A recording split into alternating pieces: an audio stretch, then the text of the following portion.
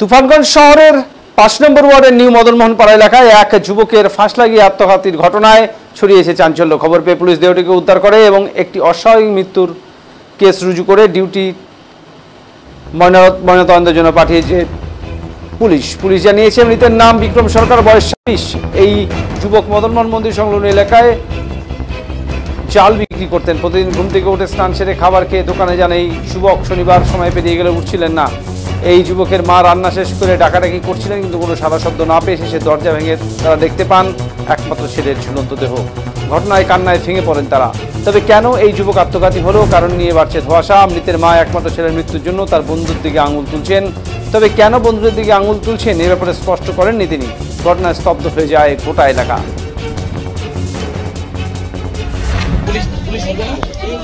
Police ধরে নাকি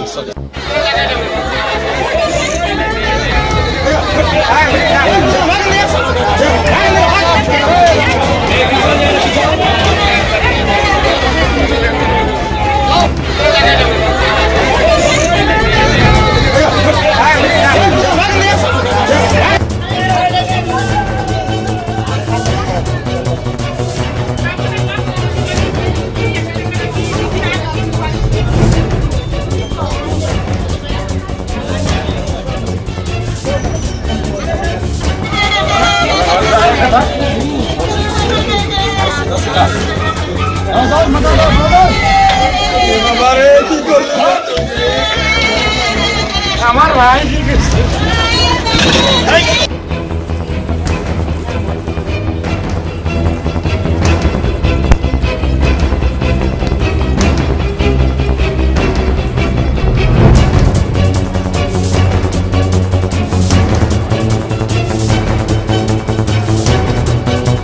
ধূপগুড়ির দুর্ঘটনায় মৃতদের পরিবারের হাতে তুলে দেওয়া হলো ২ লক্ষ টাকার চেক, আহতদের ৫০,০০০ টাকা। বৃহস্পতিবার ধূপগুড়ি শহরের ২ নং ব্রিজ এলাকায় বেপরোয়া গাড়ি দোকানের ভেতরে ঢুকে পড়ার ঘটনায় ৪ জনের মৃত্যু হয়। ঘটনায় মৃতদের পরিবারের পাশে দাঁড়ালো রাজ্য সরকার। শুক্রবার সকালে ধূপগুড়ির বিধায়ক নির্মল চন্দ্র রায় ঘটনাস্থল পরিদর্শন সারেন। সঙ্গে ছিলেন জেলা পুলিশ সুপার খন্ড বাহালি উমেশ গণপত। ঘটনার পুঙ্খানুপুঙ্খ খতিয়ে দেখেন এবং পরিদর্শন শেষে মৃতদের পরিবারের সঙ্গে সাক্ষাৎ করে পাশে থাকার আশ্বাস দেন বিধায়ক এবং আর্থিক সহযোগিতার কথাও ঘোষণা করেন তিনি।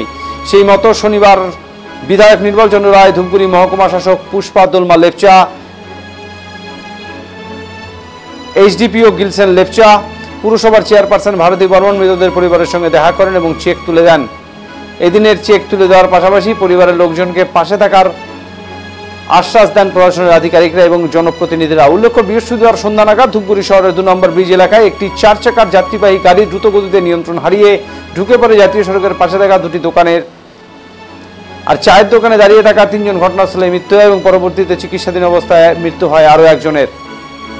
শুক্রবার সকাল থেকে দফায় দফায় প্রশাসনের তরফে ঘটনাস্থল পরিদর্শন করা হয়। এছাড়াও শুক্রবার বিকেলে মরদেহ পৌঁছাতে জাতীয় সড়কের উপর রোকে এলাকায় যান চলাচল সাধারণ মানুষের নিরাপত্তা সুনিশ্চিতকরণের দাবি রাখা হয়। রাস্তার উপর আলোর ব্যবস্থা, ট্রাফিক ব্যারিয়ার, ট্রাফিক কন্ট্রোলে পুলিশ কর্মী মোতায়েনের দাবি রাখা হয়। মৃতদের মধ্যে সন্তোষ রায়ের একটি ১০ বছরের ছেলে ও ৮ মাসের অন্তঃসত্ত্বা স্ত্রী রয়েছে। অপর মৃত দীনবন্ধু রায়ের পরিবারে ৩ মেয়ে ও স্ত্রী ও মা বর্তমান। এছাড়াও সমীর কুমার বিশ্বাস ও শম্ভু রায়, এরা সকলেই পরিবারের একমাত্র উপার্জনকারী। বিধায়কের তরফে জানানো হয়েছে রাজ্য সরকার এই পরিবারগুলোর পাশে রয়েছে এবং আর্থিক সহযোগিতা দুঃসময়ে কাজে লাগবে। প্রান্ত ফিরিয়ে দেওয়া সম্ভব নয়।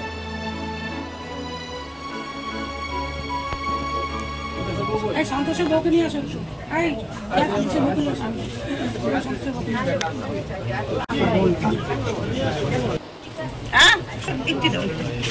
দেখি মনে